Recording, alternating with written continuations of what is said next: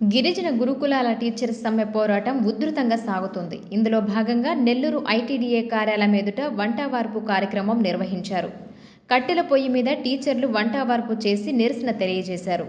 ఈ కార్యక్రమానికి సిపిఎం నాయకులు, నేతలు సంఘీభావం తెలిపారు. గురువుల పట్ల ప్రభుత్వానికి నిర్లక్ష్య ధోరణి పనికిరాదని వారు విమర్శించారు. గిరిజన గురుకులాలు అవుట్సోర్సింగ్ టీచర్ల వల్లే ఇన్ని రోజులు నడిచాయని, వారి సర్వీసును గుర్తించకుండా పోస్టులను డిఎస్సిలో కలపడం ఎంత మేరకు సబబని ప్రశ్నించారు.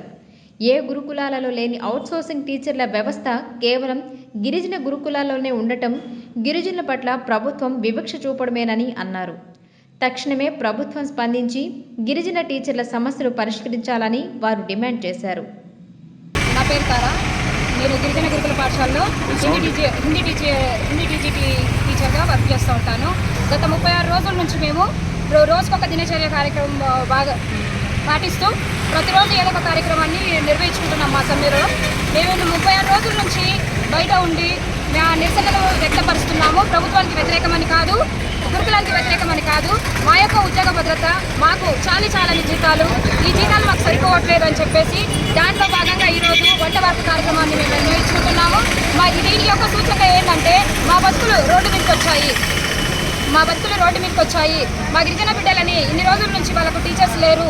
మీరు కొంచెము పెద్ద మనసులు చేసుకొని మా గిరిజన మంత్రి మీరు కొంచెం స్పందించండి, తొందరగా మాకు న్యాయం చేయండి. న్యాయం చేసేసి మేమేం పెద్ద కోరికలు కోరట్లేదు. మేము మా ఉద్యోగ భద్రత కల్పించండి. మేము మా కుటుంబాన్ని పోషించుకునేటంత మాకు ఉద్యోగ భద్రత కల్పించి మన బిడ్డలకు న్యాయం జరిగేటట్టు మేము కూడా మాతో కృషి చేస్తున్నాము. ఇది ఒక్కటి దృష్టిలో పెట్టుకొని మా కోసం తొందరగా స్పందించండి. ఒకవేళ మీరు ఇన్ని రోజుల నుంచి స్పందించట్లేదు, మీరు ఎందుకు స్పందిస్తలేరో మాకు ఇంకా అర్థమవుతలేదు. మీరు స్పందించకపోతే మేము ఎవరిని అడగాలి? మీరు ప్రభుత్వమే పట్టించుకోవాలి కదా మమ్మల్ని. ప్రభుత్వం పట్టించుకోకపోతే మేము ఎవరి దగ్గరికి వెళ్ళాలి? మేము ఒకరొకరిగా వచ్చి మళ్ళీ మీరు ఎవరు పట్టించుకోకనే కదా మేము ఈ రకంగా రోడ్ల పాలయ్యి రోజుకొక విధంగా మీకు నిరసన తెలియజేస్తున్నాము. మమ్మల్ని అందరినీ మీరు దయచేసి అర్థం చేసుకొని మా కోరికలని మీరు తీర్చి, కోరికలంటే మేము పెద్ద కోరికలు ఏం కోరలేదు మేడం.